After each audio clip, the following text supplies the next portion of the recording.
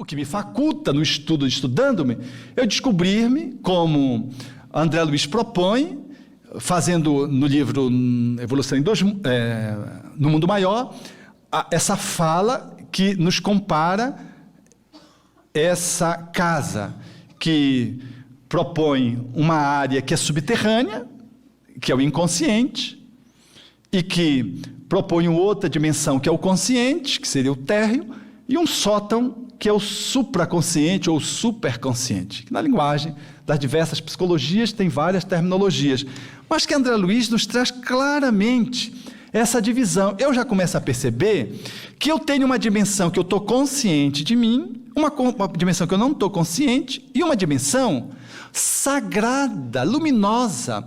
Se o porão às vezes tem muito mofo, muito entulho, também é verdade que no porão eu posso guardar coisas interessantes, se o porão for bem cuidado, bem asseado, não é verdade? É por isso que a gente fica muito inconsciente. A gente olha muito para analisar os outros, mas a autoanálise, ela fica sempre muito aquém das nossas necessidades mínimas. Esse processo da autopercepção, do autoconhecimento, fala-nos, portanto, dessa dinâmica do trabalho de unificação. A fala de Bezerra através de Chico e a fala de Bezerra através de Divaldo Franco, nessa página, por exemplo, aí, diz-nos claramente: unificar, sim, união também. Imprescindível que nos unifiquemos no ideal espírita, mas que, acima de tudo, nos unamos como irmãos. Mas como é que eu posso me unir com você se eu não estou unido comigo? É necessário que a união com você, ela reflita a união comigo. A minha relação, portanto, de unificação, que deve refletir a minha relação de união, ela deve expressar essa relação de auto-união. Essa auto-união é de poder me perceber nessa dimensão que André Luiz propõe, nesse caminho que Santo Agostinho ofereceu a Allan Kardec, e que me diz que eu sou consciente, aqui estão umas bolinhas falando do meu consciente, eu sei algumas coisas sobre você, sobre mim. Se eu perguntar a você, por exemplo, quem é você, e fizer apenas essa pergunta, e insistir nessa pergunta, vocês vão ver qual é o embaraço para que a pessoa se responda.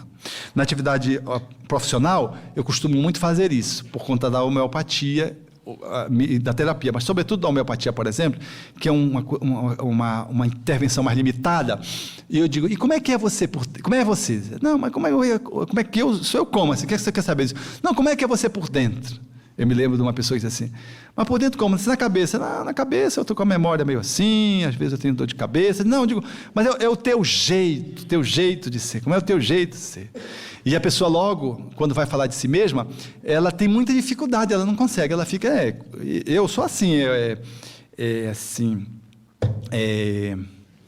eu sou calmo. Habitualmente as pessoas dizem que são calmas, e não são, às vezes são agressivas, são violentas, são intranquilas, são ansiosas. Eu sou calma, eu sou também assim, mas é difícil a gente falar da gente, né? Não falou nada ainda, disse uma palavra que nem é. Gente, é uma desconexão absurda. Se tivéssemos no workshop, num trabalho de oficina, portanto, nós faríamos essa técnica, um com o outro, a gente ia se perguntar: quem é você? Vocês iam ver quanta dificuldade a gente tem. Eu sou capaz de fazer, na minha experiência fazendo esse tipo de trabalho, a pobreza de informações que cada um traz de si, você pode fazer com você mesmo. Sente, pega um lápis, uma caneta, um papel, e começa a dizer: quem é você? Você escreve: quem é você? Aí você começa a escrever. O que a gente sabe dizer: eu sou um espírito encarnado. Isso a gente sabe dizer, graças a Deus. A gente já é muita coisa, né? Mas é muito pouco para quem está querendo estabelecer uma relação de auto-amor. Essa relação de auto-amor, que pressupõe esse processo de apreensão da globalidade, que vai me propiciar uma relação de auto-unidade, de me perceber com um todo, de me propiciar um estado de estar unido comigo mesmo. A unificação é eu ser coerente comigo mesmo, eu estar em dia com as minhas coisas tanto quanto possível, já que essa viagem para dentro, ela é tão perigosa ou mais do que a viagem para fora.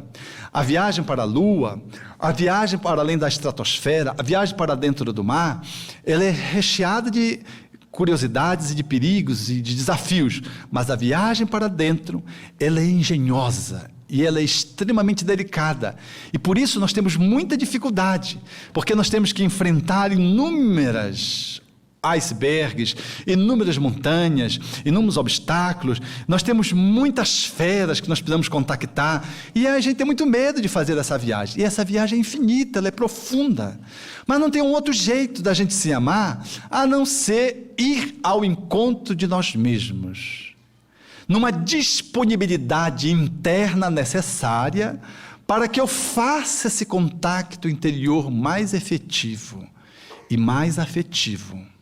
Então, o consciente é aquilo que eu me dou conta, mas eu me dou conta muito precariamente. Há dimensões que são mais profundas. A psicóloga Rob Casarjan chama de subpersonalidades, né? O que André Luiz chama de inconsciente, e cada corrente psicológica traz uma terminologia. É aquilo que eu não dou conta de avaliar, que eu não sei, que eu não apreendi de apreensão, de apreender, que eu não compreendi ainda, que são as subpersonalidades, elas estão aqui. São conteúdos que estão dentro de mim como se fossem verdadeiros outros eus. Já se deram conta disso? A gente é de um jeito e de repente tem uma situação que mobiliza alguma coisa que está debaixo do tapete, que está na minha intimidade e que brota e brota de tal ordem que surge um outro eu. E esse outro eu surge, que a gente se estranha, eu me desconheci. Já usaram essa expressão, me desconheci? De repente eu fiquei machão, de repente eu fiquei covardão, de repente eu fiquei medrosão, de repente eu me senti o bambambam, de repente, já perceberam isso? Pena que a gente não tem muitos conteúdos luminosos, a gente tem muitas encrencas acumuladas, e a gente se surpreende com alguns comportamentos assim atrapalhados. Eu vou citar um só para dar um exemplo de como é que isso acontece conosco. A despeito de a gente pensar que é diferente, o nosso consciente, ele tem um pensamento, o próximo, mas o inconsciente, ele revela conteúdos que estão latentes dentro da gente. Então eu atendi uma senhora que eu perguntava a ela se ela tinha medo de ladrão, eu querendo avaliar a seu medo de ladrão. Contei essa história a Lures aqui no Paraná. E ela disse assim, doutor Alberto, eu pensava que tinha medo de ladrão. E eu atendi a sobrinha dela e eu tinha feito a mesma pergunta, se ela tinha medo de ladrão, lá no final de uma consulta homeopática, querendo aferir medicação. Aí a filha disse, Alberto, eu não tenho medo não. Se um menino de rua me bater, eu corro atrás desse pivete até dos quintos dos infernos, mas ele não leva a minha bolsa não. Gente, parece que foi programada, tipo pegadinha. Porque a sobrinha que disse que pegava o garoto, e a tia que achava que tinha medo, viveram uma experiência as duas juntas. Veio um cidadão e bateu a bolsa da sobrinha. E saiu correndo. A sobrinha que disse que ia nos quintos dos infernos ficou paralisada, parece uma múmia paralítica. Tinha um conteúdo de medo que ela não dominava, que ela não sabia que tinha. Quando, conscientemente, ela dizia que ia até o inferno, mas inconscientemente, aquilo brecou, ela ficou paralisada. A tia, que achava que ia ficar paralisada, saiu correndo atrás do ladrão. E mulher, quando está aborrecido, gente, ele corria, ela corria, e ela dando com a bolsa na costa dele. Mas, a despeito da sua agressividade, da sua velocidade mobilizada pela agressividade, o garoto subiu numa monareta, numa bicicleta motorizada. E o outro estava esperando ele sair. E ela saiu, mas não dava conta de correr com uma monareta, era demais. Aí o que ela fez? Chamou um táxi. O táxi parou, ela entrou, siga aquela monareta. Aí o táxi saiu. Aí entra por aqui, sai por aqui. E aí lá pelas tantas, a monareta entrou por um buraco lá qualquer, uma ruela qualquer lá. E o táxi entrou por outro. Quase que o motorista de táxi apanha. O senhor é responsável, o senhor é um cúmplice, não sei o quê. E o motorista ficou assim, muito, aquela senhora assim, tão, né, agressiva, tão intensa. Aí desceu do táxi. Pegou um outro táxi, de tão aborrecida que ela ficou com o motorista de táxi. Pegou e voltou para casa. Não precisa dizer que enquanto ela está correndo, atrás do garoto, a Sheila ficou grudada e não conseguia voltar para casa, que ficava 1,5 quarteirão. Alguém teve que pegar a Sheila e levar para casa a Sheila, corajosa.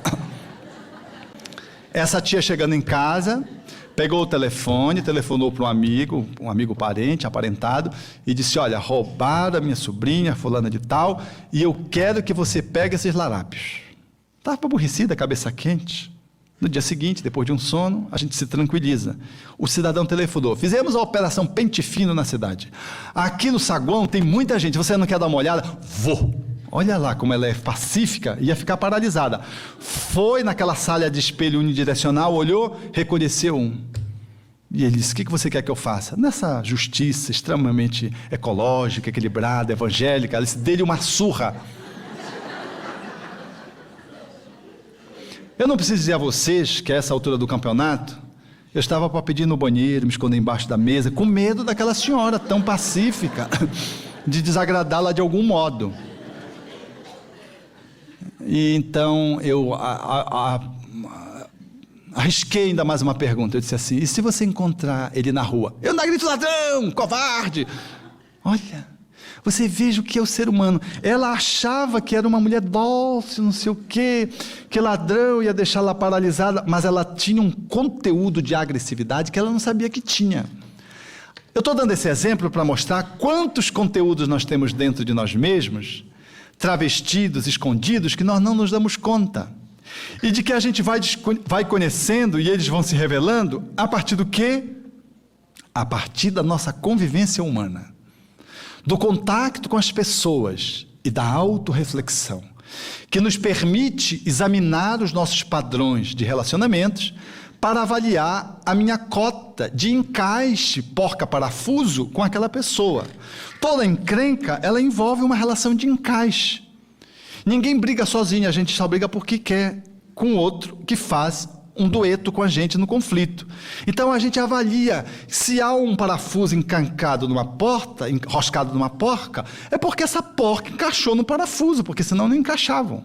Então eu tenho que analisar o que é que eu tenho de porca, no bom sentido, que me faz encaixar no outro e dar encrenca. Para avaliar, eu, ao invés de ficar queixando do parafuso, eu me queixo enquanto encaixe para o parafuso. Porque se eu mudo o plugue, a tomada não se ajusta. É uma relação, portanto, de sintonia. Vejam que está mudando o foco. Ao invés de eu focar no outro, para que eu me una com o outro, e o trabalho da unificação vá se estabelecendo a partir das relações fraternais entre os seus irmãos, eu foco em mim. Na medida que eu mudo, o outro não tem mais motivo para brigar comigo, porque ele vai brigar sozinho. E não tem pior e coisa mais chata do que uma pessoa querendo brigar contigo e tu não quer brigar com ela. Porque ela fica assim, sem graça, e ela percebe que não tem jeito, então ela acaba cedendo. E ela acaba avaliando o teu posicionamento e o teu comportamento, e aquele padrão de relacionamento, ele se transforma. Logo, a posição espírita nos traz essa percepção, e essa percepção vai além, quando nos diz que nós temos o superconsciente, que André Luiz focaliza, falando-nos dessa integralidade. Esse superconsciente é uma dimensão sagrada.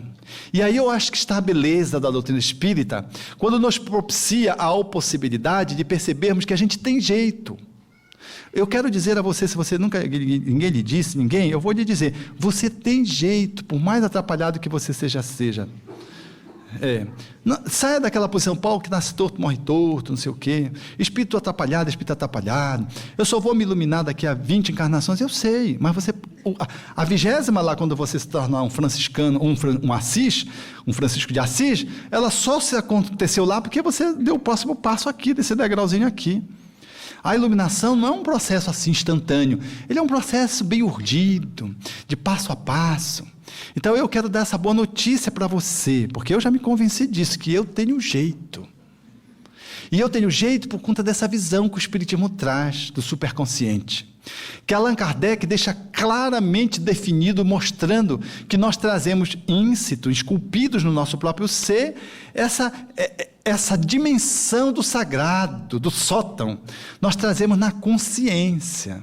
quando ele propõe no Livro dos Espíritos a questão, questionando sobre as leis. Porque as leis divinas nós encontramos nos livros sagrados, que revelam a vida dos grandes homens, nós encontramos nas leis da natureza, que traduzem a própria divindade que se revela através das suas obras, e você encontra dentro de você, quando você mergulha dentro da gente. O problema é que a gente olha os livros sagrados e os grandes homens apenas para contemplá-los, não para imitá-los, modelá-los. A gente olha a natureza apenas para usurpá-la, e não para extrair o encanto que ela traz. E rejeitamos, resistimos o movimento de autoencontro, de mergulhar em nós mesmos, para ler na nossa intimidade, portanto na nossa consciência, as leis de amor. Então, eu quero dizer aos nossos amigos claramente que isso não é nenhuma novidade, porque o Espiritismo não traz uma novidade nenhuma. O Espiritismo, enquanto doutrina, ele apenas ressurge as verdades esparsas da humanidade, conjugadas adequadamente num corpo de doutrina com a missão bem definida de ser o Consolador prometido, de revivecer Jesus, que para nós é o Espírito que Deus nos enviou, categorizado, mais categorizado, com estofo, com estrutura, para nos guiar, por ser o Espírito de maior perfeição que a gente conheceu na Terra e conhece na Terra. Logo, a doutrina espírita, ela evoca Jesus, e Jesus é quem fala desse superconsciente. O próximo. Então, se eu tenho jeito, porque tenho um sótão, o próximo. Essa imagem aqui você já conhece, que é a imagem da bruxa. Quem conhece, levante o braço. Pronto. Essa imagem aqui, ela me dá... ela me dá a imagem de mim mesmo, né? Ela tenta traduzir de que eu, na relação de auto-amor, eu preciso me acolher dentro. E aí, isso é muito importante, amigo, muito importante. Na medida que eu vou ao encontro de mim mesmo para conviver comigo, para me conhecer, eu vou me dando conta que essas áreas, tem áreas minhas muito estranhas. Tem áreas que é o vinho bom, mas tem áreas que é o vinho ruim. Tem áreas que são luminosas, mas tem áreas que são sombras. Tem áreas em mim que são principescas, mas são áreas em mim que são profundamente demoníacas, no sentido figurado do termo. Áreas que são manifestações da minha própria claridade, mas há áreas em mim que são absolutas obscuridades. Esse movimento de autocompreensão, à luz da doutrina espírita, nos dá a clara dimensão de que, se eu me percebo filosoficamente como eu sou, eu acolho-me numa relação de amor, incluindo a minha dimensão sombra, ou seja, a minha dimensão imatura. Eu faço o processo da inclusão daquilo que não é legal em mim, tipo, puxa, é o ciúme que está fazendo. Eu admito para mim mesmo. E eu acolho de tal ordem que essa sombra, ela passa a ser aceita por mim, e esse processo de autoaceitação, na amplificação da minha autoconsciência de mim mesmo, me permite ter o domínio para transformá-la, porque eu só transformo aquilo que eu reconheço.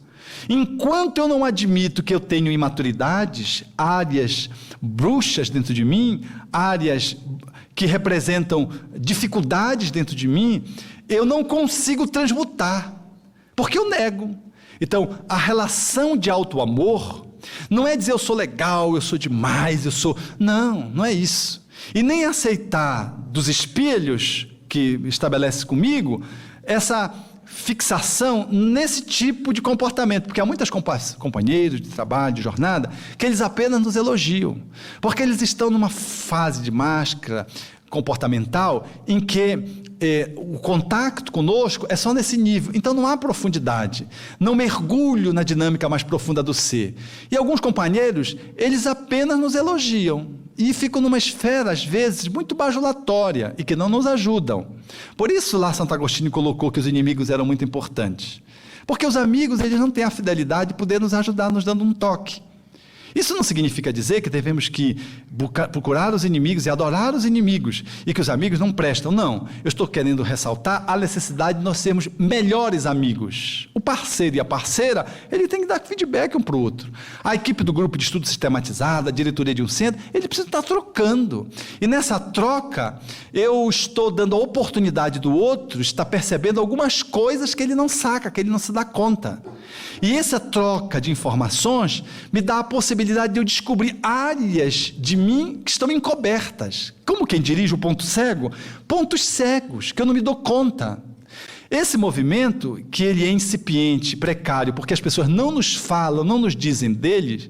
Por quê? Porque não querem nos magoar, não querem perder o lugar que tem ao nosso lado, porque se disser a gente vai ficar de mal para a vida inteira, para a eternidade, porque a gente não suporta que a pessoa diga alguma coisa sobre a gente que não esteja legal, que dê um feedback. Não gosta, a gente não gosta. Por que a gente não gosta? Porque a gente não tem uma relação conosco mesmo de auto-amor precária, na medida em que a gente não aceita o nosso lado sombra. A gente não aceita reconhecer as áreas que estão imaturas. É por isso que a gente, diante das reuniões de mediúnicas, os obsessores vêm e escracham. E a gente, às vezes, rejeita reuniões mediúnicas porque não quer ouvir o obsessor. Porque a gente foge dos inimigos da terra. Aí os inimigos espirituais nos encontram numa reunião mediúnica e a gente diz, poxa, mas pelo amor de Deus, eu não venho mais aqui. Eu acho que é a obsessão, é aquele médico que queria me dizer isso e me disse, fez que estava incorporado. A gente arruma um jeito de negar.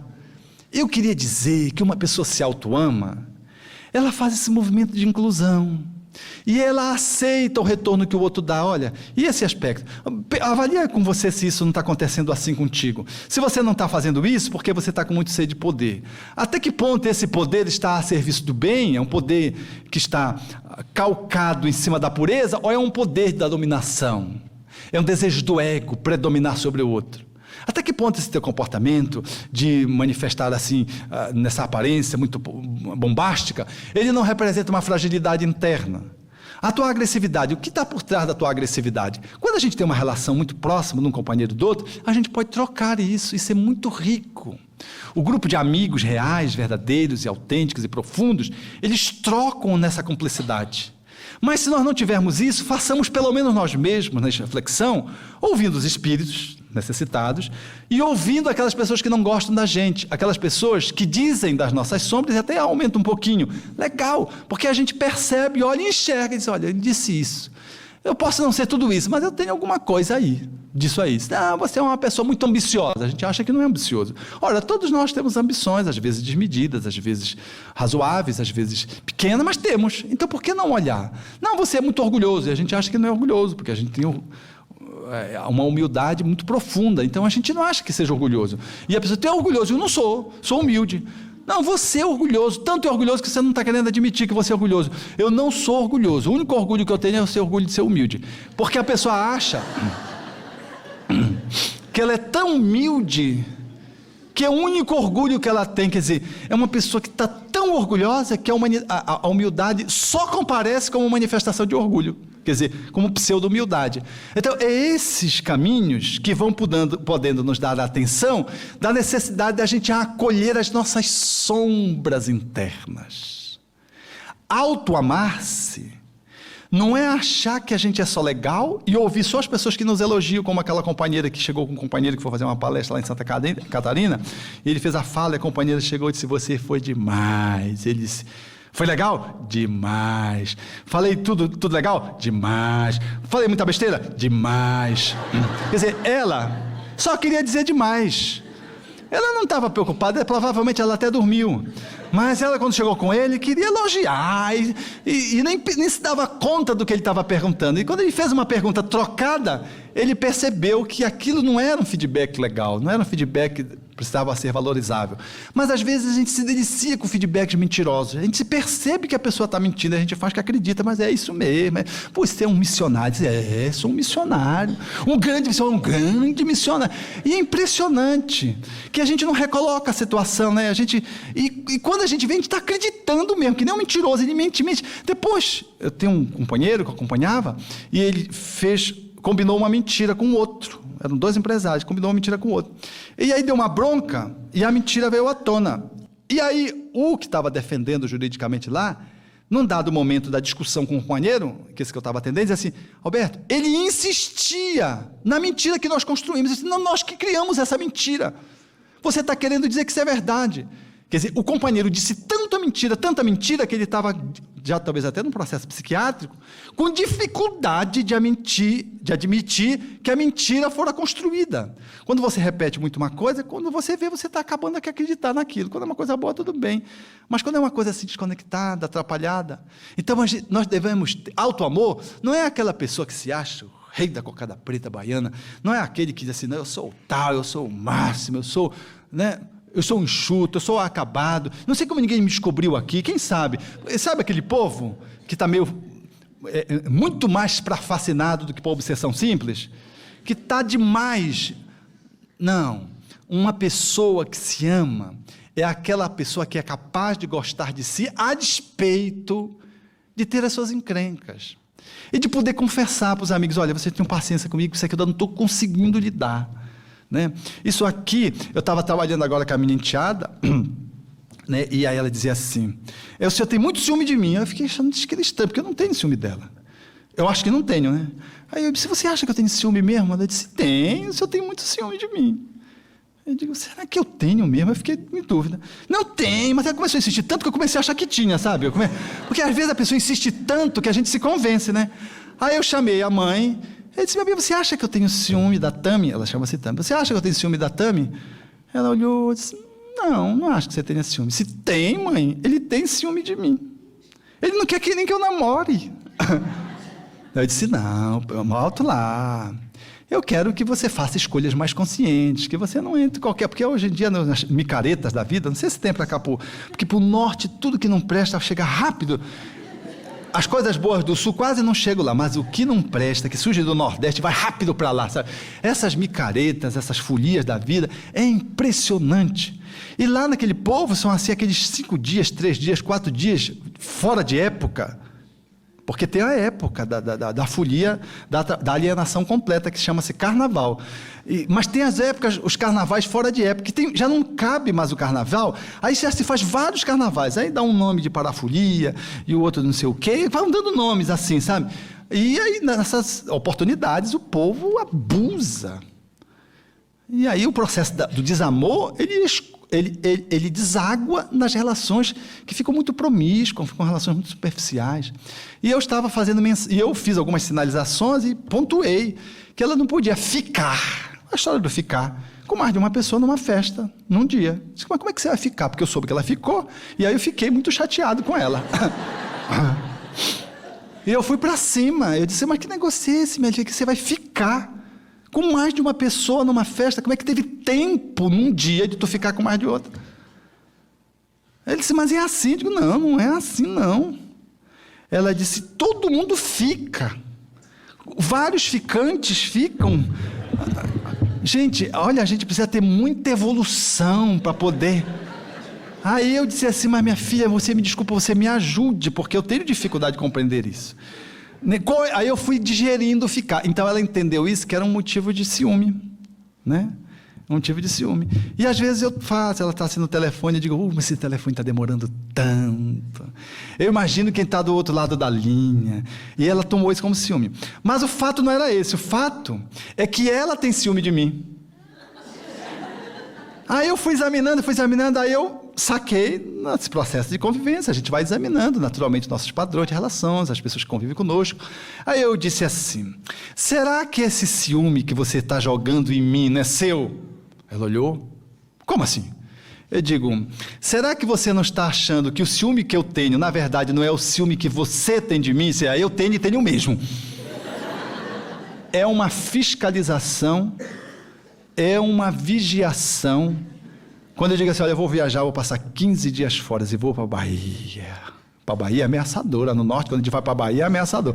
Na Bahia, duvido. Ela fica 21 anos, mas impressionante, é o ciúme. Agora, ela projetava o ciúme em mim. O ciúme era dela. Mas, vejam, nesse processo, nós vamos fazendo autoanálise, avaliando, pede feedback do outro que está de fora, para poder perceber, porque às vezes você tem e não sabe que tem. Agora, se tem, confesso que tem. Não é para dizer que o outro está certo ou está errado. O que é importante de você saber o que você tem de encrenca é que você está mais em dia com você. E você está mais próximo de fazer modificações, se você quiser, se estiver disponível, se quiser trabalhar o ciúme. Porque tem gente que tem ciúme e diz, eu não quero trabalhar ciúme, porque eu adoro ter ciúme, me dá uma coisa assim. E os espíritos colocam um verme roedor, mas as pessoas adoram ser auto-ruídas, né?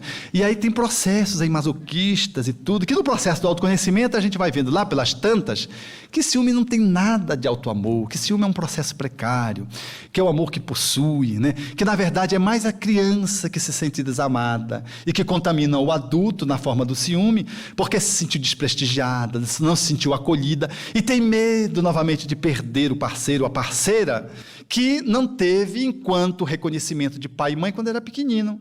E cresceu, e essa ferida interna da criança está presente.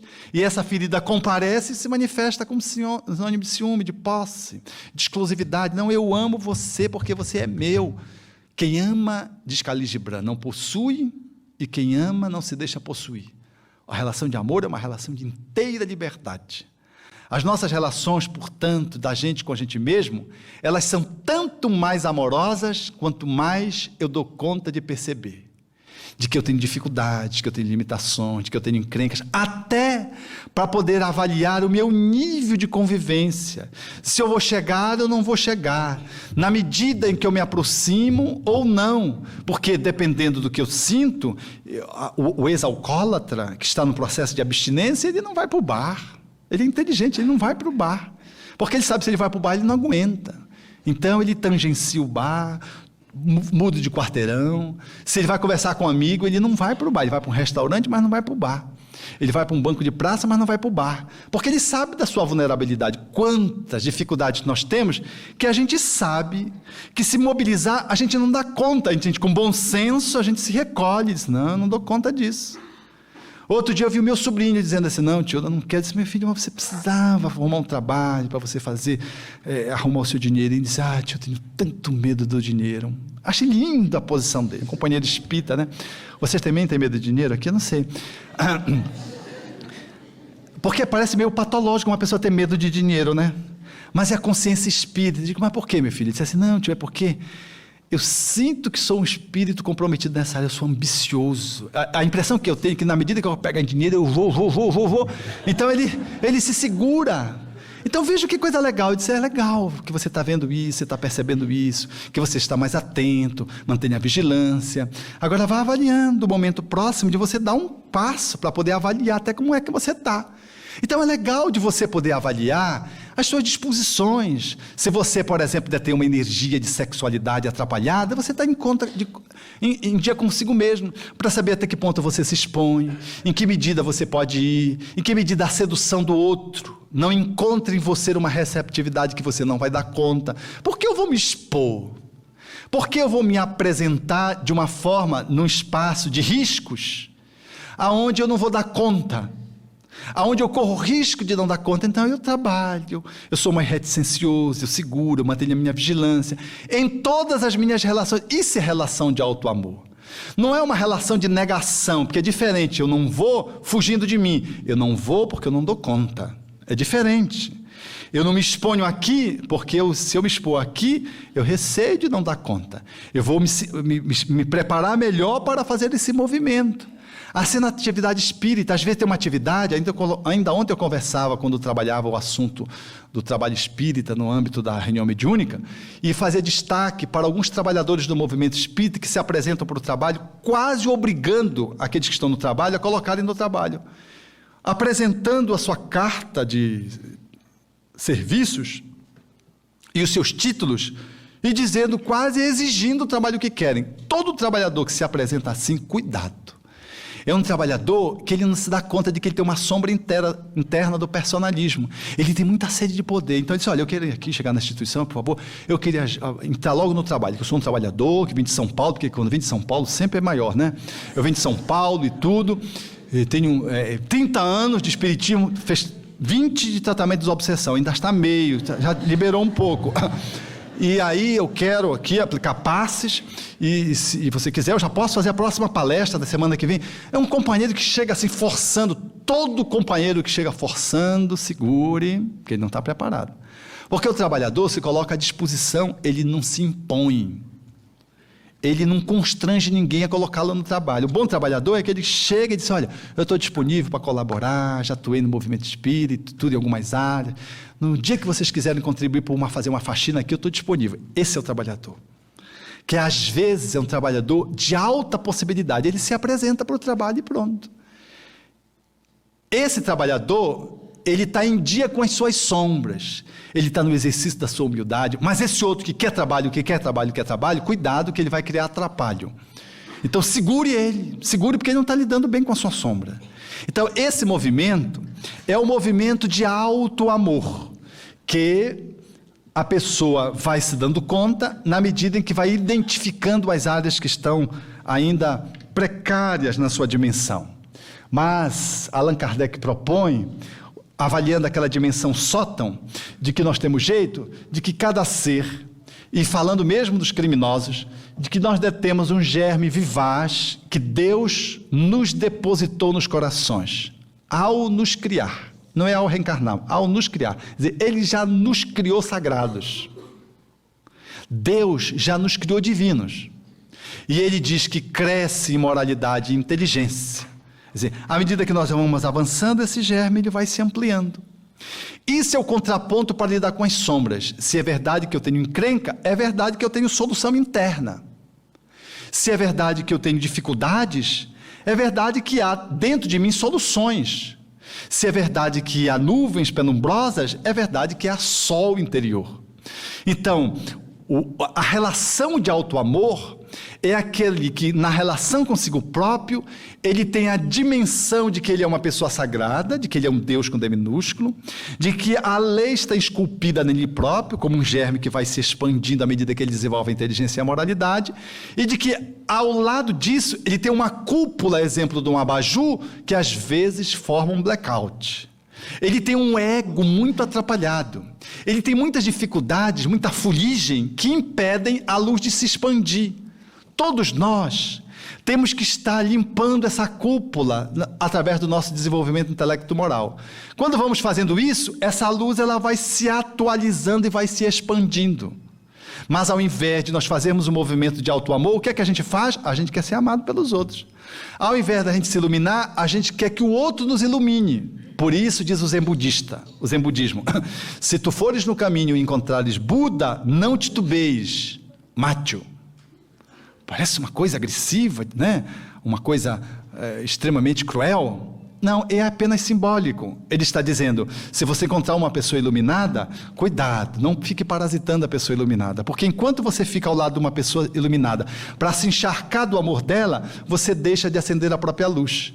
Nós sempre estamos como uma mariposa em torno da luminária, procurando a luz dos outros. Você senta ao lado de alguém, você senta ao lado da pessoa mala, da pessoa difícil, você senta ao lado daquela pessoa que você é mais grata, aquela pessoa que, fulano, aqui, deixa eu sentar do teu lado, olha, guarda um lugar para mim, do teu lado e tal. Mas se uma pessoa chata diz, vem cá, a gente faz que não vê, olha assim, e ela... E a pessoa, assim, que tem muita dificuldade, que as sombras estão dominando, ela tem as cadeiras vagas em torno dela, porque ninguém senta do lado delas, porque ninguém gosta de pessoas atrapalhadas, porque a gente acha que viver bem é estar ao lado das pessoas iluminadas. Quantas pessoas ficavam em torno de Chico Xavier? Ali em torno de Chico Xavier. Iam todos os anos ao Chico Xavier e ficavam lá em torno dele. E às vezes ficavam sem a mínimo movimento de transformação interna. Não se valiam do processo da iluminação do outro para despertar a iluminação interna. Ficava apenas numa forma parasitária. Mas como o Chico Xavier é bom. Mas como o Chico não sei o quê. E pronto. E em que Chico Xavier mudou tua vida? Ninguém se respondia essa pergunta. Só fazia elogiar o Chico e ficar lá parasitando o Chico. E às vezes até ocupando o espaço de alguém que estava precisando do amor do Chico para se despertar da sua própria luminosidade. Assim nós no trabalho de unificação. No trabalho de unificação, a gente quer lidar só com as pessoas iluminadas. Mas nós não queremos lidar com as pessoas atrapalhadas. Às vezes a gente acha que o trabalho da unificação ele é muito bom quando ele tem um cortejo de espíritos iluminados que todos se entendem, não precisa nem falar, só telepaticamente um olha para o outro assim, faz assim, o outro concorda, pronto. É uma corte celestial. Aí se tem uma pessoa atrapalhada, mas puxa, fulano atrapalha a unificação, né? Puxa, na nossa casa espírita, a nossa equipe não vai para frente porque fulano é um entojo, ele é um empeço, ele é uma algema. Gente, a gente não consegue perceber que o trabalho da unificação se dá a partir da relação com essas pessoas que nos remetem à relação conosco mesmo e à descoberta que devemos fazer nesse caminho de perceber as nossas sombras e criarmos uma relação de autoconhecimento, de autoaceitação e, portanto, de autotransformação, o que vai nos suscitar uma relação de autoamor, de unidade interna, que nos tornará capaz de, na relação com ela, estabelecer uma relação de profundo aproveitamento. Porque imagine se você reencarna e tem como irmão Bezerra de Menezes e Joana de Ângeles, um em cima, outro embaixo, o mais velho e o caçula, e você bem no meio, sanduíche, e tem pai, o Eurípides Barçanufo, casado com Aura Celeste. E se vai ter como esposo, por exemplo, Francisco de Assis, não, que coisa, não é verdade? Por que Deus, que tem tanto espírito, já chegou na purificação, por que ele não faz assim? Botar um em cada lugar, botava um em cada lugar, um espírito superior e um em cada bairro, pronto, estava resolvida a encrenca. Mas se ele tem tanto, por que ele não coloca um em cada família? Não, ele coloca esses pesetazinhas, esses atrapalhos, né? A gente não consegue às vezes entender isso, mas puxa Deus, a gente conta no dedo os grandes iluminados da terra, não é verdade? Mas a gente, quando olha assim para o horizonte, aí a gente vê que parece que houve um processo de malformação na origem. E a gente se puxa, alguma coisa deu errado. Como não tem procô divino para a gente reivindicar, a gente fica sem entender. E aí o que a gente faz? A gente corre para as pessoas escassamente que estão mais em dias consigo mesmas. E a gente esquece que as pessoas que estão ao nosso lado, e às vezes somos nós mesmos para elas, a gente acha que é só ela para a gente, né? São as nossas limárias que vão fazer o processo da depuração, de que nós só evoluímos quando a gente reencarna no meio de espíritos como nós, atrapalhadinhos. Porque um exige paciência, um exige tolerância. Eu costumo contar de um amigo lá do nosso grupo espírita que diz assim: Alberto, ganhei na loteria esportiva. Eu disse, se foi, ganhei.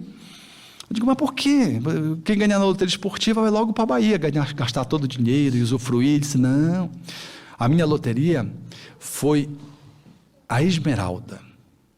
O nome da esposa é Esmeralda mesmo, para que ele não perdesse a dimensão da relação conjugal dele. A Esmeralda é uma pessoa fantástica. Ela me exige paciência, tolerância, ela me exige perdão, ela me exige persistência, ela me exige indulgência. Eu sou um bilionário, porque vivendo com a Esmeralda, quando eu desencarnar aqui, eu estou nos braços de Jesus por certo. Mas a Esmeralda dizia a mesma coisa dele, porque ele era turrão, difícil, obstinado, encrenqueiro, metódico demais. A Esmeralda queixava-se dele, quer dizer, quando a gente conversa com duas pessoas assim que estão no conflito do movimento espírita, é a mesma coisa que de casal. No final a gente conclui que eles se merecem. Quando tem uma encrenca assim no movimento, pode contar, eles se merecem, é porco e parafuso. Então, esse companheiro dizia que ele estava, portanto, abastado em função dessa possibilidade de conviver. A psicoterapeuta Robi Kazarjan traz na sua obra fantástica e best-seller a história do Anton, daquele aluno russo que Divaldo sempre cita nas falas dele, que vocês já devem conhecer, mas que representa exatamente esse desafio do aluno que dentro da escola ele faz o diferencial na escola. Era o que o Anton fazia. Na relação com as pessoas, ele era muito grosseiro, muito difícil do relacionamento, o povo conseguiu excluí-lo. E o excluiu quando Gurdjieff estava viajando. E ele então se mandou da escola. E quando Gurdjieff percebeu que ele tinha sido excluído do grupo, que ele não aguentou o grupo, que o grupo, na verdade, faz esse movimento, a gente sempre exclui quem é o mais lento do grupo. O mais difícil do grupo, a nossa tendência não é incluir, é excluí-lo. A nossa tendência é não incorporá-lo, valermos dessa relação para crescermos e ajudar o outro a crescer. E a gente diz, não, é mais difícil que esse cara aqui, vamos empurrar ele do barco, e joga ele do barco fora. Porque ele dá trabalho. Mas a gente esquece que o que dá mais trabalho é o que nos enriquece. Ele é a nossa loteria. Era o Anton lá. Aí o Gurdjieff vai, lá no bairro da periferia francesa, e traz o Anton de volta, fazendo proposições básicas. Você não tem onde morar, você não tem o que comer, você não tem trabalho. Eu lhe dou tudo isso. Você não aceitaria essa proposta? Ele imediatamente aceitou e voltou para o grupo de trabalho, o grupo que Gurdjieff lecionava e ensinava. E quando o grupo exigiu a explicação, o Gurdjieff foi pontual, dizendo que Anton era o espelho, que eu estou dizendo agora. Ele não disse isso, mas eu estou dizendo. Ele era o espelho através do qual as pessoas podiam se ver. Anton era o desafiador do grupo para fazer a alquimia da transformação moral, da aprendizagem psicológica e, portanto, do crescimento no nível prático. Enquanto Gurdjieff lecionava a teoria, o Anton era a prática. Então, na nossa relação de convivência grupal, o companheiro que é o mais difícil, ele, olhado sob essa perspectiva, ele ganha um novo significado. Portanto, ele pode ser olhado como a nossa porta de acesso ao crescimento, porque o espelho mais luminoso são as pessoas mais difíceis. Porque elas, com mais fidedignidade, revelam-nos quem nós somos, no padrão de interação com elas. Então, vejam que coisa bonita. É quase paradoxal. No trabalho de unificação, as pessoas mais difíceis poderão ser as pessoas que mais contribuem para a nossa evolução. Um trabalho de unificação onde tudo seja harmonia, tudo seja beleza, eu até não gosto, fica sem energia, sem adrenalina, porque a gente não evolui, está todo mundo... É aquela famíliazinha que eu propus para vocês, que você pode projetar no mundo espiritual, mas por certo você não vai ter aqui a essência do seu anjo guardião. Viente Bezerra de Menezes, Joana de Anjos, tendo como esposa Clara ou Francisco de Assis, pais, algumas duas outras figuras luminares e pronto. Reencarne. Eu não sei se você vai sair do lugar. Agora, se você reencarnar do lado de um Alberto, do lado do Daniel, aí que diga, né? Que diga ali, né? Então, a gente cresce, porque essa cara metade, que é metade cara, depois, a cara metade, no processo separatório, quase sempre fica uma cara metade que se transforma em metade cara, né? Porque é muito difícil, igual de pensar essas coisas de advogado. Mas na nossa relação de coexistência um com o outro, lidar com uma pessoa muito difícil, ela nos ajuda muito a crescer. O período que a gente mais cresce é quando a gente lida com as pessoas mais difíceis. É por isso que Francisco Cândido Xavier, na sua inovidável caminhada, deixava-nos alguns exemplos fantásticos. Lidando com os pobres, ele lidava com os pobres mais pobres, para lhe demonstrar que essa relação, quanto mais necessitado, maior a nossa possibilidade, não só de ajudar, mas de exercitar o alto amor que se expressava no hétero amor. De que a relação com as pessoas mais difíceis eram as relações que mais proporcionavam-nos criatividade evolutiva. Por isso, na fila lá, ele sempre honrava a presença daquele tal Jorge. Lembra do Jorge?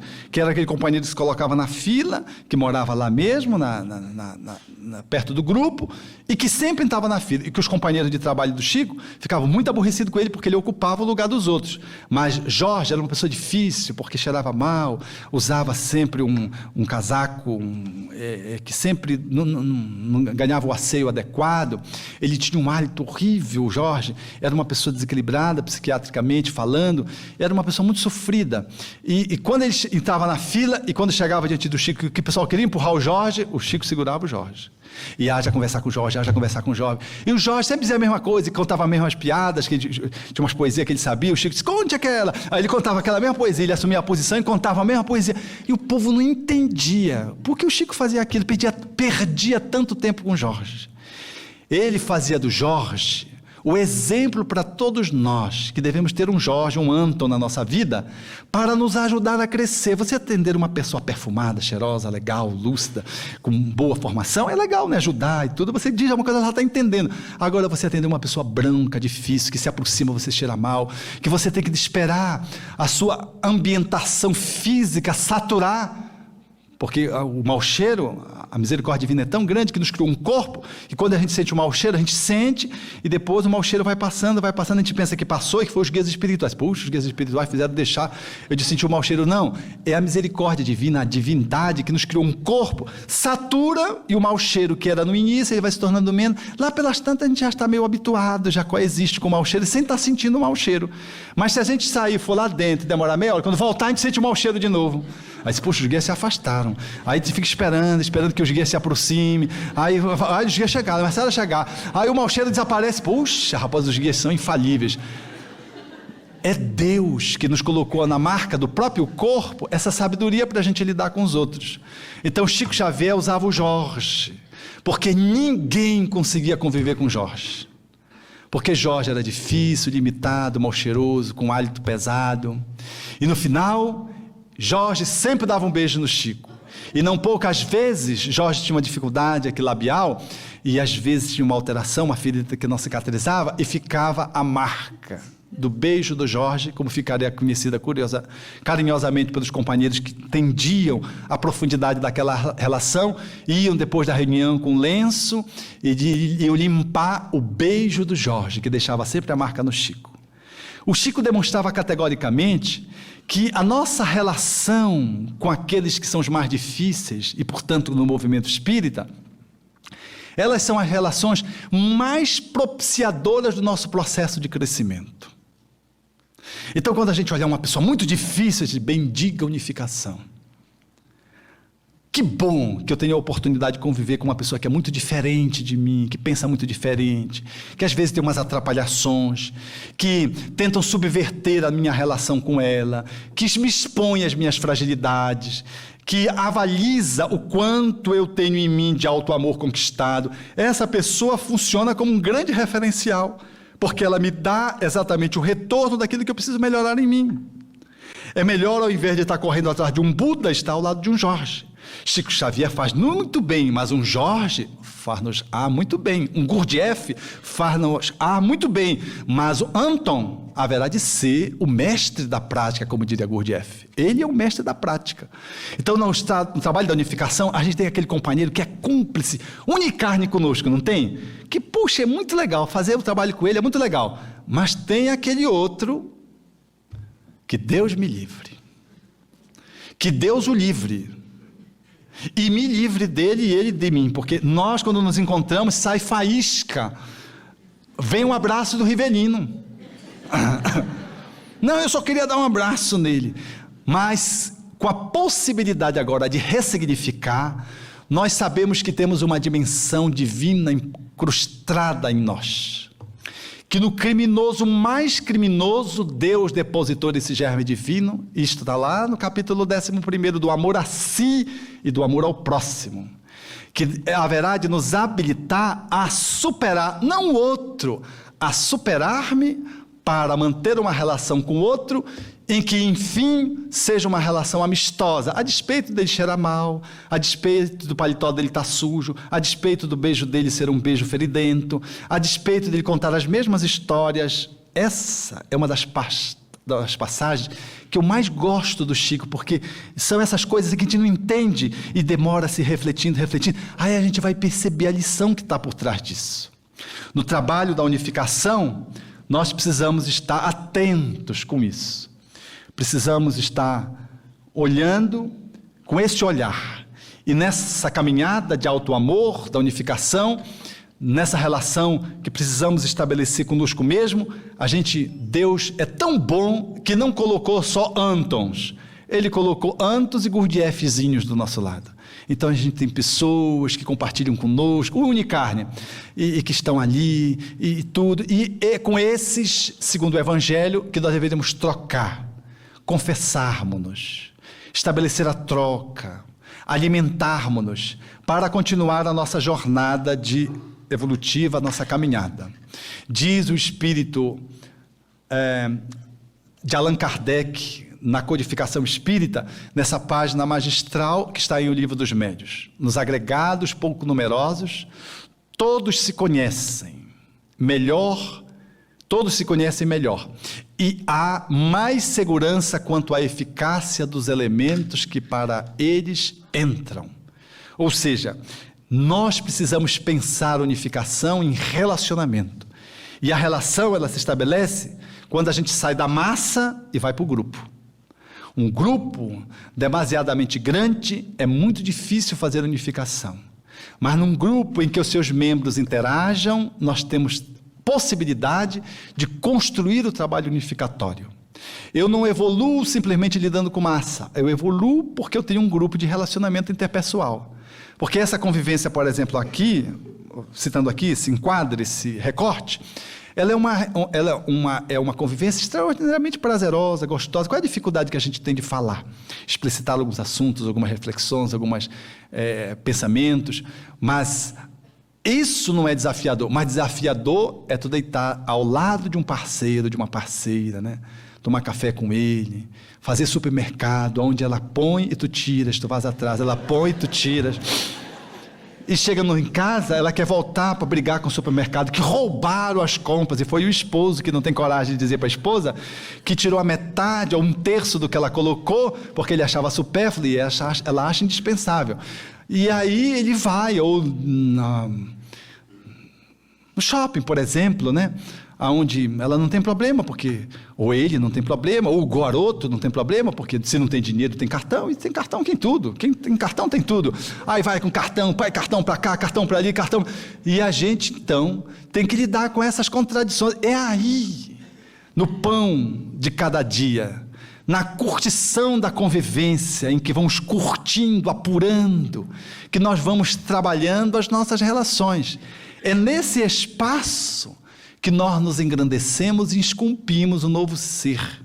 O espírita, ele é notável, não é porque ele seja presidente de centro espírita, porque presidência de centro espírita, aliás, é mais riscos do que possibilidades evolutivas, porque a gente acaba ficando assim, mergulhado no cargo, e às vezes se miscui dentro do poder e não consegue lidar com as relações, às vezes, dos outros companheiros, que às vezes são companheiros que reforçam uma posição inadequada, e a gente se esquece de ser espírita e passa a ser diretor, passa a ser presidente, tesoureiro, sei lá o quê.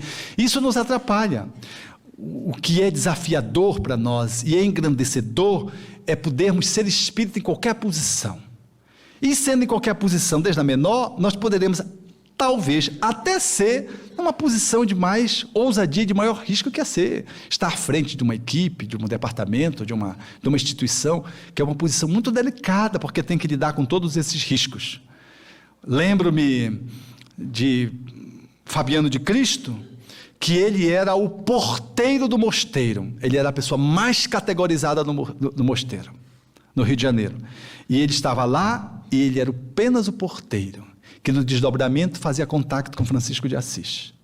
Não é o status que eu disponho no movimento espírita que me dá a condição de fazer um trabalho de unificação, é a capacidade de disponibilidade de amor que eu me permito ter por mim mesmo, que escoa na relação com o outro e que me faz ter uma interação diferenciada, da qual eu chamo para mim a responsabilidade de articular a harmonia, de articular o reencontro, de superar o conflito, de poder integrar as diferenças.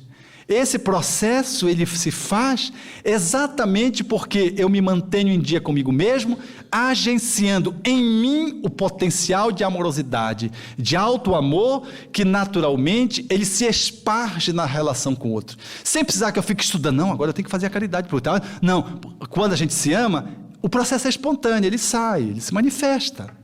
Eu não preciso estar aquele esforço de manter uma caricatura, manter um estereótipo de espírita bonzinho. Não, eu sou bom, com todas as minhas contradições. Às vezes, na minha bondade, eu revelo a minha dificuldade. Puxa, desculpa, companheiro, eu peço desculpa.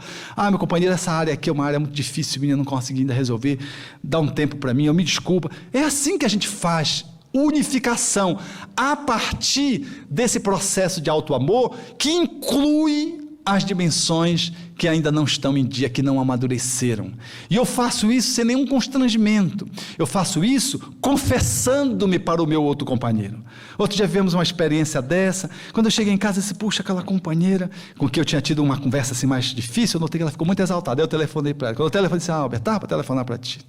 Puxa, eu exagerei tudo. Veja que coisa linda, né? Aí nós limpamos naquela mesma noite. Por que a gente passa uma noite de insônia? A gente passa uma noite de insônia, 1 mês, 1 ano, 10 anos encrencado com um companheiro. A gente podia resolver naquela noite, botar logo os pratos limpos ali, resolver a questão.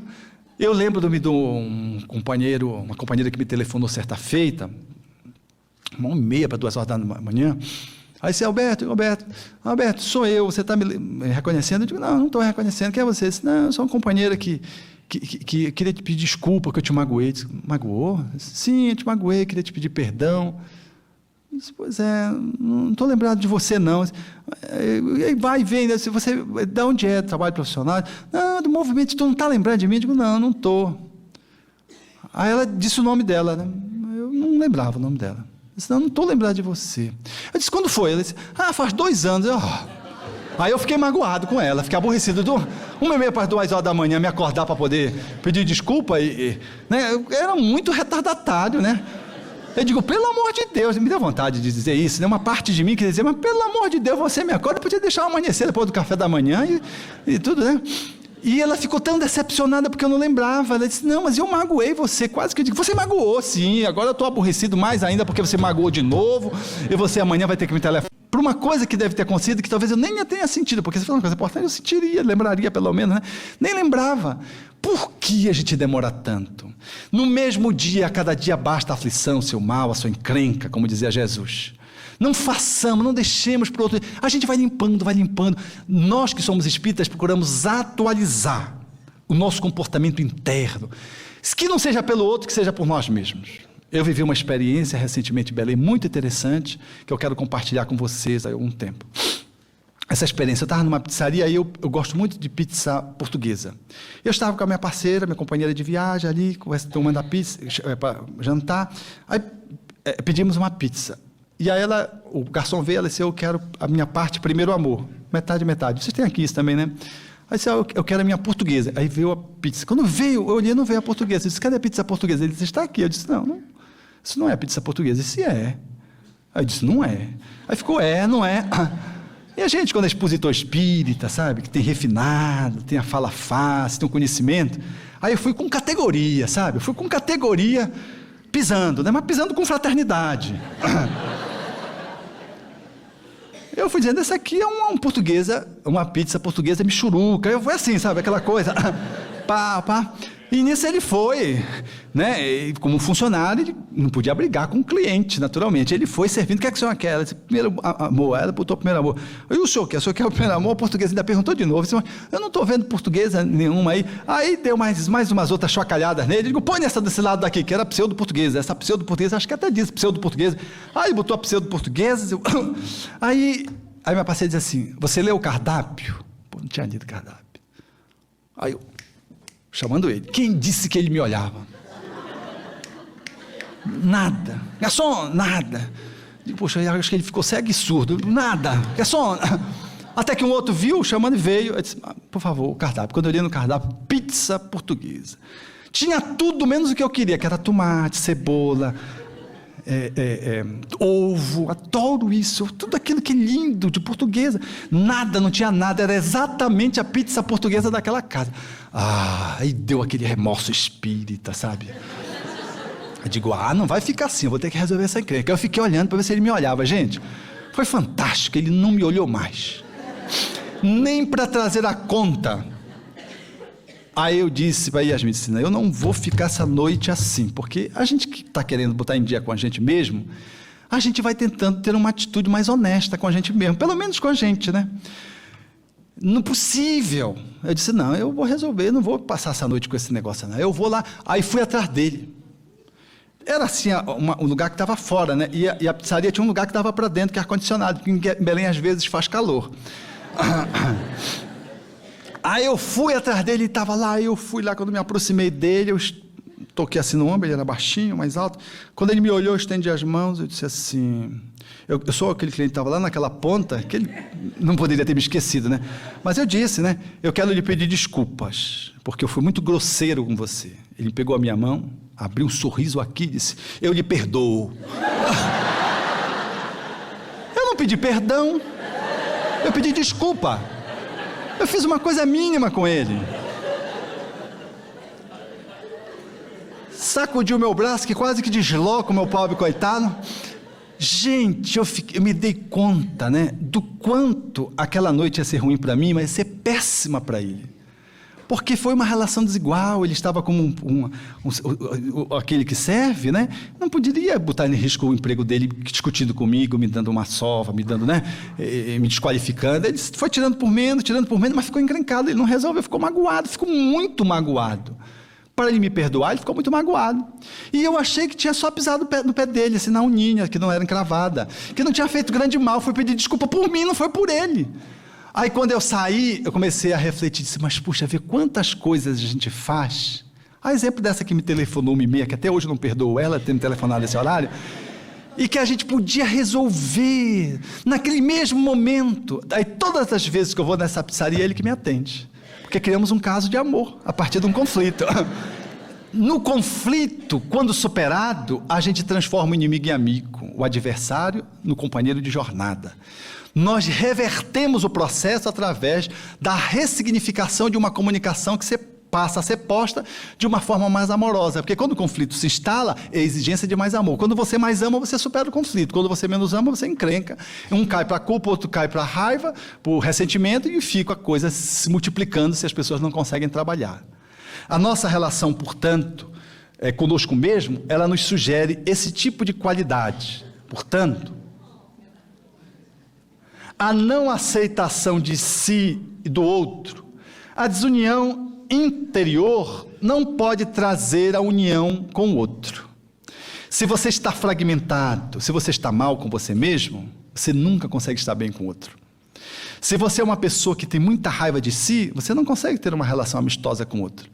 Você pode ter uma relação de barganha, uma relação de bajulação, mas uma relação autêntica, verdadeira. Como você chega no outro profundamente, você não chega porque você não é profundo consigo. Então, a nossa relação de inaceitação, ela se reflete na relação de inaceitação do outro. Como é que eu quero, no trabalho da unificação, chegar com o outro e aceitar que ele é autoritário se eu não aceito que eu sou autoritário também? Não, fulano é autoritário, faz com a minha enteada. Você é ciumento sou eu. Às vezes o outro nem é, às vezes também é autoritário. Mas é porque ele é igual com a gente tem raiva dele, porque a gente tem raiva da gente, mas não confessa pra gente. Porque no dia que a gente confessa e dizer, eu sou autoritário, aí a gente olha e diz, mas puxa, como ele me incomoda, mas como eu sou autoritário, olha como eu me incomodo. Porque a dimensão da raiva que eu tenho do outro que é autoritário é a dimensão da raiva que eu tenho de mim mesmo, percebem? E aí eu começo a diminuir essa relação de raiva do outro, porque eu começo a trabalhar o meu autoritarismo. Aquele outro é a pessoa com quem eu me identifico, ele é a minha cara, ele é o jeito que eu sou, perverso na autoridade, mão de ferro, manda e desmanda, né? Perceberam? Aí eu já deixo de conflitar com ele, eu passo a conflitar comigo. A minha relação com ele tende a ser melhor, porque eu já sei que ele não é o problema sou eu, porque ele tem um problema que nem eu. E aí eu desfoco de dizer que ele é o encrencador. Eu passo a dizer que eu sou o caminho da solução, pelo processo da autoaceitação. Aí é possível me autoaceitar na medida em que eu garanto e asseguro essa dimensão de integridade interna. Por isso, nós vamos dando conta a cada dia. Esse é o meu gato e o meu... O pessoal diz que é empalhado, mas não é de verdade isso. Às vezes, no trabalho de unificação, nós temos uma relação de gato e rato, né? Mudando de posições e tudo. É possível estabelecer essa relação se nós conseguirmos amadurecer na relação de auto-amor. O amor maduro significa amar o outro, apesar dos seus defeitos e diferenças. O que significa dizer que a relação comigo mesmo é uma relação madura de auto-amor, apesar da minha dificuldade, das minhas encrencas, das minhas atrapalhações. Eu me amo mesmo sendo atrapalhado.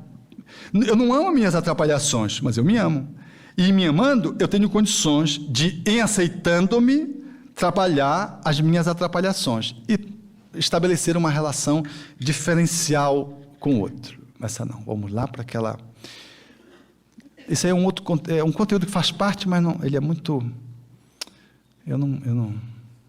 O nosso tempo está aqui, mas eu já vou terminar, fiquem tranquilos, 12h35. Não, porque o problema do espírito não é o obsessor, o problema é o prato. É por onde nós somos pegos, é pelo prato.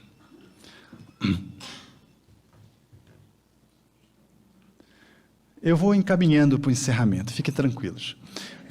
Vejam Allan Kardec dizendo, se o Espiritismo, conforme foi anunciado, tem que determinar a transformação da humanidade, claro é que esse efeito ele só poderá produzir melhorando as massas, o que se verificará gradualmente, pouco a pouco, em consequência do aperfeiçoamento dos indivíduos. Esse aperfeiçoamento que eu estou refletindo hoje é o aperfeiçoamento meu na relação com o outro. Não é o aperfeiçoamento dele, indivíduo, para me transformar. É o aperfeiçoamento nosso, da relação da gente com a gente mesmo, para que nós possamos transformar a nossa relação e melhorando a nossa interação interpessoal, a partir da melhoramento da relação intrapessoal, nós possamos melhorar a relação grupal, da equipe. E melhorando a grupal, nós vamos melhorar a relação entre os grupos. E melhorando entre os grupos, nós vamos estabelecer relações interinstitucionais fantásticas. E haveremos de construir uma amorosidade profunda. Aonde tem divergência, onde que é muito bonito ter pensamento diferente, é ruim, tudo igual, tudo pensar igual, tudo uniforme, não tem nada com unificação. A unificação é legal, é isso, um está de tamanco, outro está de chinelo, outro está de botina, um está mais para querer fazer fenômeno, o outro está mais filosofar, o outro está integrando essas possibilidades, e a gente vai trocando, e é assim que a gente vai crescendo. Não, a gente quer que todo mundo veja a doutrina espírita como a gente vê, mas cada um, como diz Emmanuel, vê o mundo pela janela da sua própria maturidade, da sua evolução. Então, um não dá a condição de ver o estudo espírita, ele quer só no fenômeno. Aí eu vou excluí-lo. Não, eu vou deixar ele participar. Apenas eu vou segurar para que ele não transforme o centro espírita num conjunto de reuniões mediúnicas fenomenológicas e que não tenham nada a ver com as outras dimensões que o espiritismo apresenta. Mas eu não vou excluir esse companheiro, eu vou conviver com ele. Se eu tenho um companheiro que estuda espiritismo, mas não conseguiu fazer essa transformação, porque ele aplica o espiritismo para os outros, mas não aplica a si próprio, paciência, eu vou conviver com ele. Ele está no movimento próprio dele. E no trabalho de unificação, eu vou tê-lo como o meu desafio ao crescimento. Esse desafio ao crescimento que vai me permitir experienciar a proposição de Allan Kardec, quando nos fala da necessidade de exercitarmos o amor. Na fala de André Luiz, quando faz essa menção ao Espiritismo quanto movimento, de que o Espiritismo será aquilo que nós fizermos. Na medida em que eu vou apontando o alto amor, eu vou fazendo desabrochar do centro do meu ser a claridade que eu quero ver no outro, mas que na verdade é minha obrigação apresentá-la. O alto amor, nessa posição que nós estamos aqui trazendo, evocando Jesus e evocando Kardec, amar o próximo como a si mesmo, é como se pudéssemos avaliar, imaginar um botão. Um botão, quando ele está fechado, ele apresenta um pouco perfume, quase nada, e na medida que ele desborda o seu perfume, na proporção que vai se abrindo, e em que a flor se abre, nós temos a imagem do alto amor e do amor ao outro. No centro da flor você tem o alto amor, e o alto amor ele esparge o seu perfume. Esse perfume que se esparge é o amor ao outro. Quem exubera a claridade não fica avaliando, bem, eu vou agora amar você, eu vou expressar a claridade para você, eu vou ser indulgente com você eu não quero ser indulgente, não. Quem é indulgente é indulgente. Quem vai sendo carinhoso, vai sendo carinhoso. Quem vai tendo docilidade interna, vai apresentando docilidade com o cachorro, com o cão, com a árvore, com todo mundo. Você é dócil, você lida bem com uma borboleta que vem, com uma libélula, ou com uma cabra que vem querer te picar. Então, a docilidade, ela está posta como uma relação de alto amor que se expressa, que se esparge, que se esvai espontaneamente, como espontaneamente o aroma, ele desborda do centro da flor.